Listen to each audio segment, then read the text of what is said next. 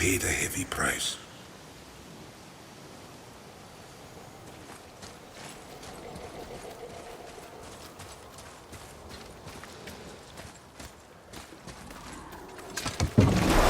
Boy, what a sad story.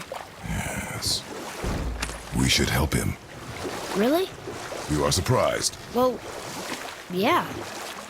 I didn't think you'd care about helping a spirit. Fighting more Hellwalkers is good experience for you. Ah.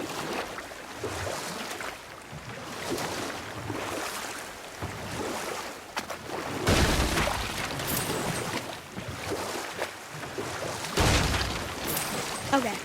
Obviously the marriage to Odin didn't last. But how did Frey end up a hermit in the woods? Oh, that was a singular piece of cruelty, even for Odin. As if the marriage wasn't punishment enough. Freya was better to him than he deserved. She stuck it out through all manner of indignity, all in the name of maintaining peace and safety for her people. But Odin's madness, his tyranny, his corruption of her magics, it became more than she could stomach, and at long last she broke it off. Odin's wrath was fierce, and his curses upon her were more than she dared to fear. But her magic was so much stronger than hers. After so much time together, he knew her vulnerabilities, and exploited them to craft curses she could never break. Oh, like not being able to leave Midgard. Worse still, he robbed her of her warrior spirit. Freya cannot fight, even to defend herself. No living thing may she harm by blade nor spell. In a world this belligerent, what choice does she have but isolation? Poor Freya. I guess if I was her, I'd spit in your face too. Aye, lad. So would I.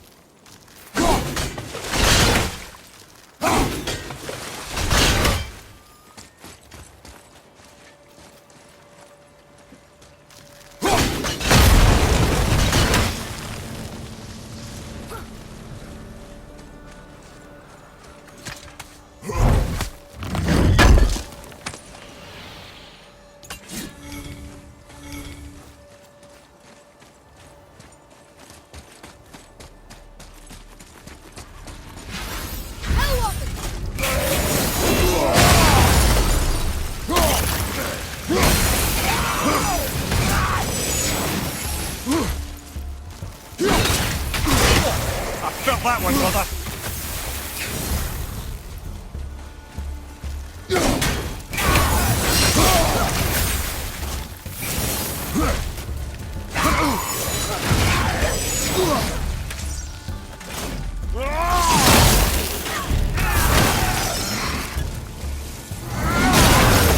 Father, this one!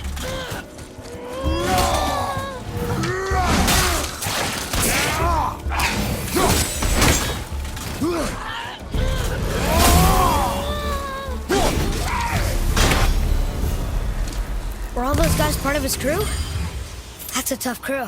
And all were his responsibility. That's a lot of responsibility. Does it frighten you? responsibility. Oh, no. I don't think so. I mean, I think it used to, but not as much anymore. Why is that? Well, being out here, with you, makes me feel more grown up.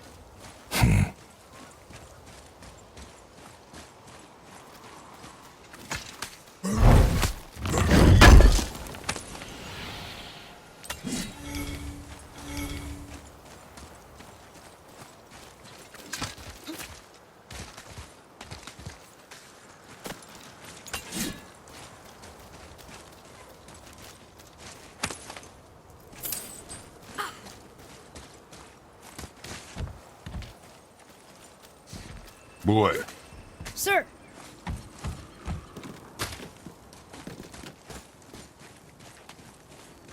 Okay, that's going in the journal.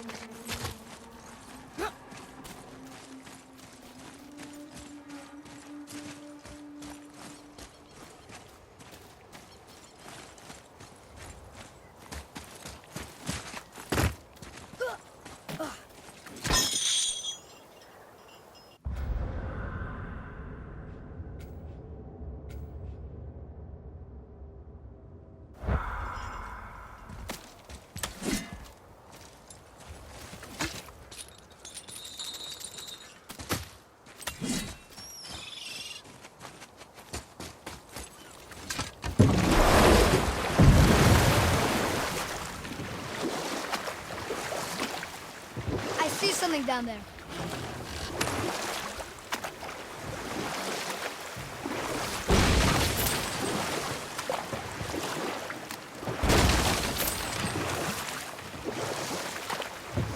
Mimir, there was a shrine about a giant lady with lots of books and visions. Ah, that would be Groa, the Knowledge Keeper. She was a gifted sorceress who gathered every tome of arcane wisdom she could find in the realms, all in the hopes of augmenting her powers of prophecy, that she might find her lost husband, Arvandil. But it was not her husband she would glimpse in her visions, for it was Groa, seeing longer and farther than any before or since, who witnessed Ragnarok, the end and the beginning. When Odin caught word of her ultimate prophecy, he maneuvered to obtain her knowledge and hoard it for himself. Groa knew Odin as a long-time patron of her services, and so she welcomed him into her library as a friend. What she did not know is that Odin himself was behind her husband's disappearance, having used his enchantments to conceal his death at Thor's hands from her sight. Smiling, jealous Odin took her by the throat, and with his very hands he stole her library and her life for his own. I always knew Odin was bad. That's just... Ruthless, barbaric, heartless? That's Odin. In fact, we would do well to sit here in silence for the next few moments and reflect on Odin's capacity for cruelty. And so... Reflect longer.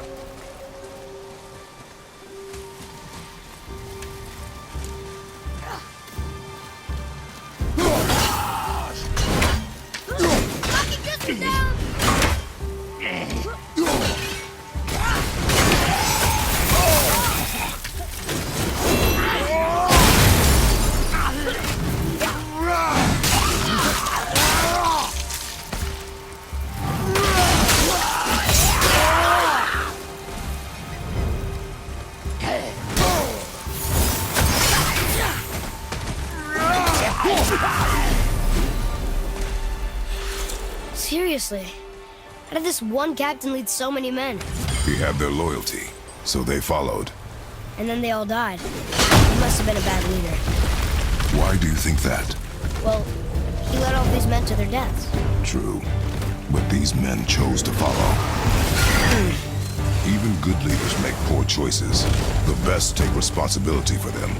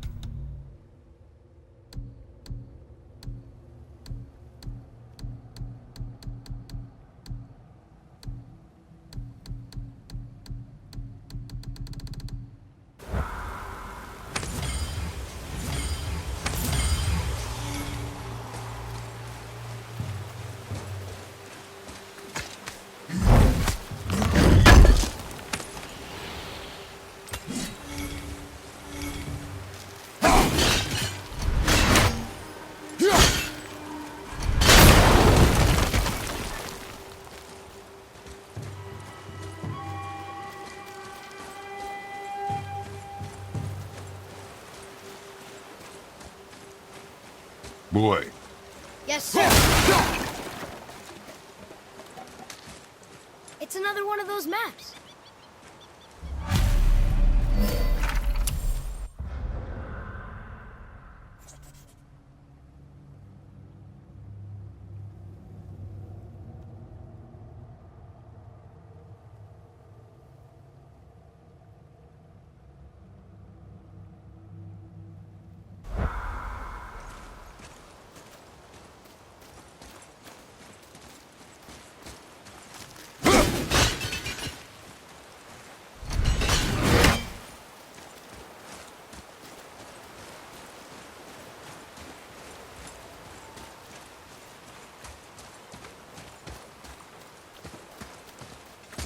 Father, were you ever a leader?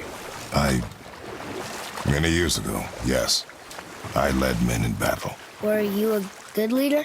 It is complicated. Did you no ever- more questions, boy. Focus on the task at hand. Yes, sir.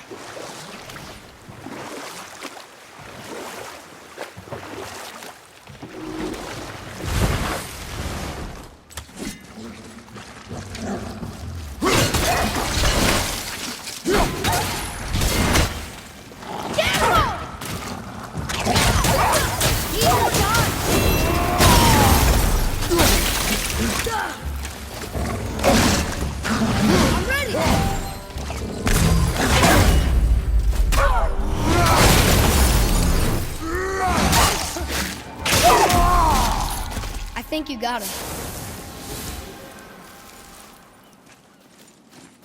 I think I'm getting the hang of it.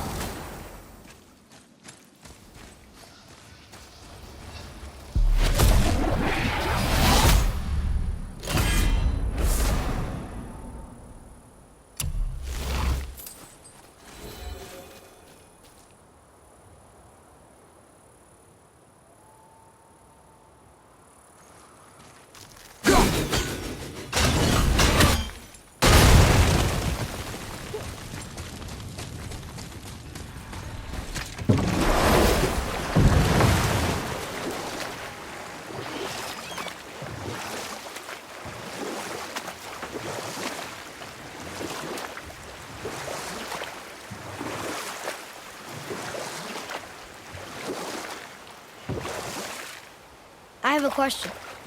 If Ymir was the first giant, where did he come from? In the beginning, there was Ganungagol, the Great Void. There were no realms yet, only primordial forces. There was fire, and there was ice. And there in the void they met and produced Water? more than water. The mystic lifeblood of something entirely new. From this water, Ymir took form and became a being of pure creation and chaos, mother and father to all that came after. Even the Aesir? Aye. Every god, man, and beast came first from Ymir's flesh.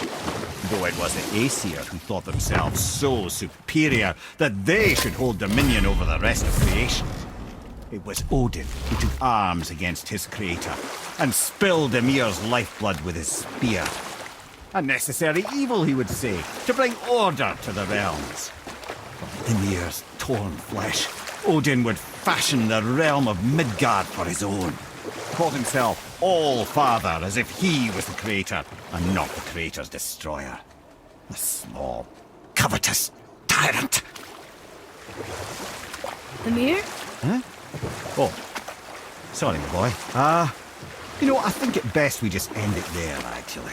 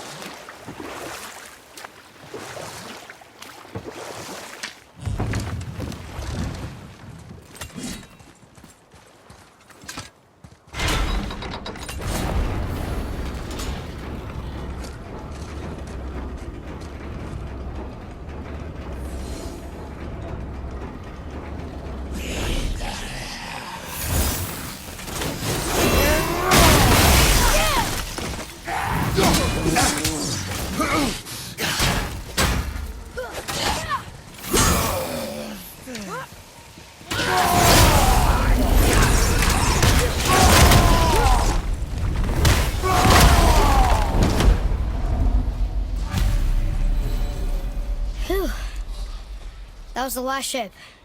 I hope the captain will be satisfied now. Unlikely. He was determined to put these men to rest himself. But he would have never been able to. That does not matter to him. Our victory will only remind him of his failure. Then, why do we do this? Tyr's braziers, a symbol of the light that binds all realms together. Why would he use those strange runes, though? Now you mention it, he wouldn't. Ah.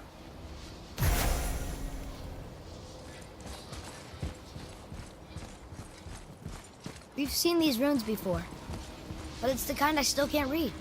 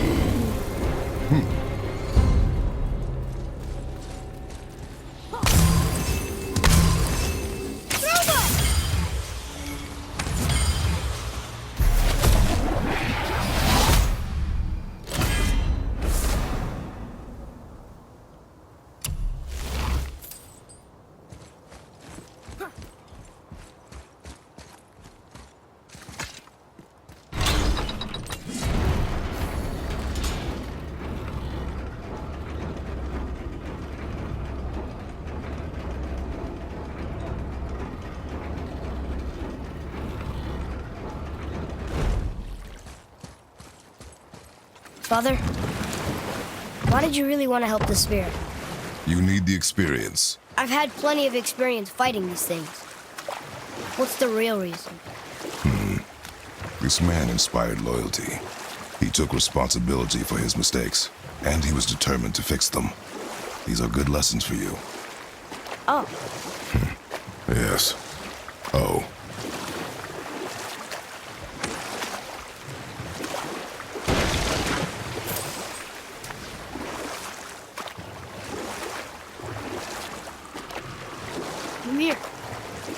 tell me about that giant lady with the bow. She was called Skadi, Queen of the Hunt. Her father was Thiotzi, who could take the shape of any wild creature, and taught Skadi how to hunt them all. From the ribs of pack beasts, she fashioned second feet, allowing her to glide upon the snow so no animal could evade her. She became a huntress beyond compare, even to any god. Odin himself wanted her for his bride, believing she would bear him strong sons. But she spurned his affections, and for that insult, Odin vowed revenge. It was put forth that the Aesir were plagued by an eagle who would steal the precious golden apples of Idun. Not even the finest archer among the gods could bring it down. Odin knew that Skadi could not resist the temptation to prove herself superior, and so she joined the hunt. Skadi tracked the eagle as it flew where she alone could glide, and loosed an arrow from her unerring bow. When she collected her quarry, she found no eagle at all, but her own father, poor Thiotzi, slain by his own daughter. She was overcome with grief and shame, for there is nothing nature so reviles as a child who kills their parent. Skadi succumbed to her fate as winter's blanket fell, holding her father as the mountain held her in an embrace to last eternity. Well, that was sad. Aye. There aren't many happy endings for the giants, I'm afraid.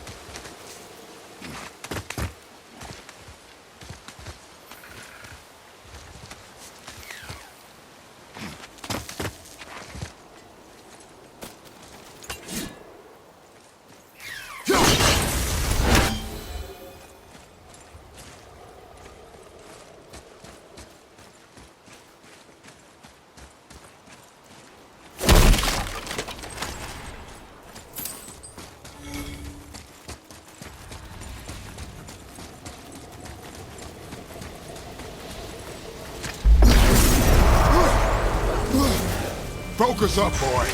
A wolver! A dangerous beast. We will take him down together.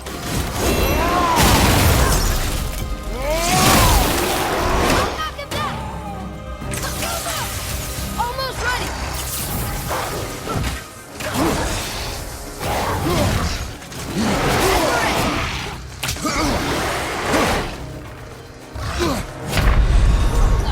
Come on, get up, brother!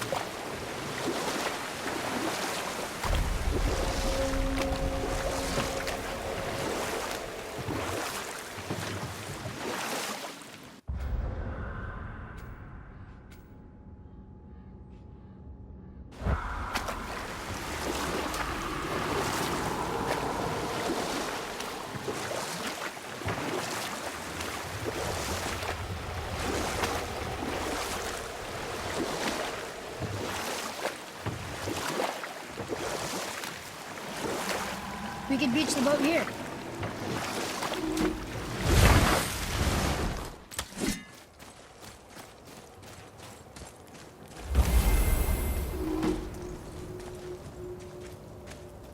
not getting in there without a key.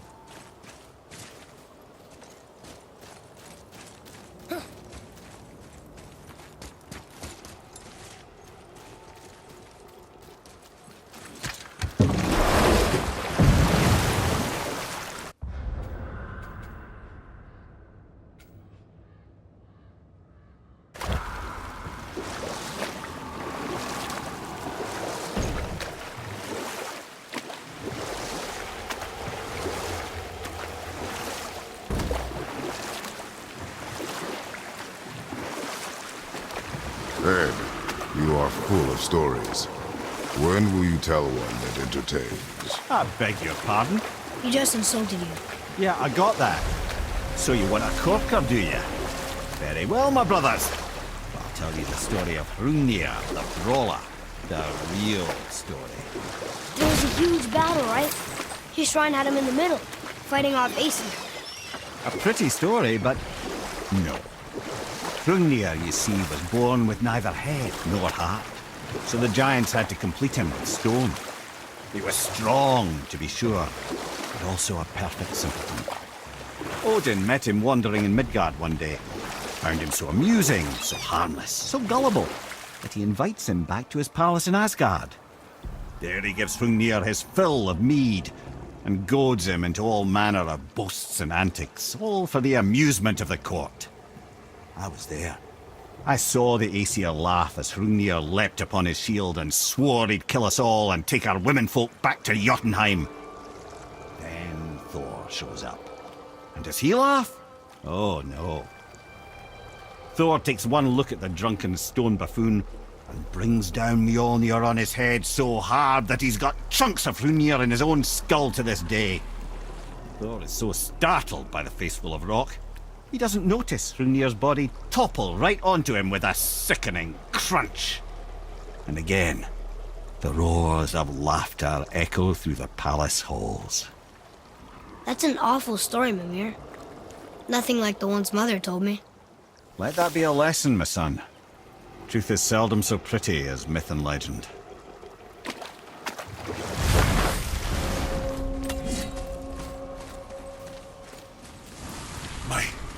My men are... That's right. We laid them all to rest.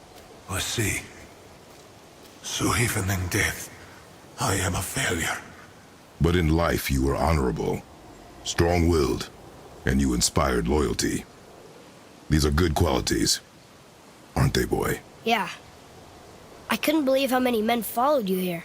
I thank you for your kind words. May your journey have a more pleasant end than mine. Well, you're right. You didn't seem very satisfied. I guess you never really get over losing ones you care about. Never.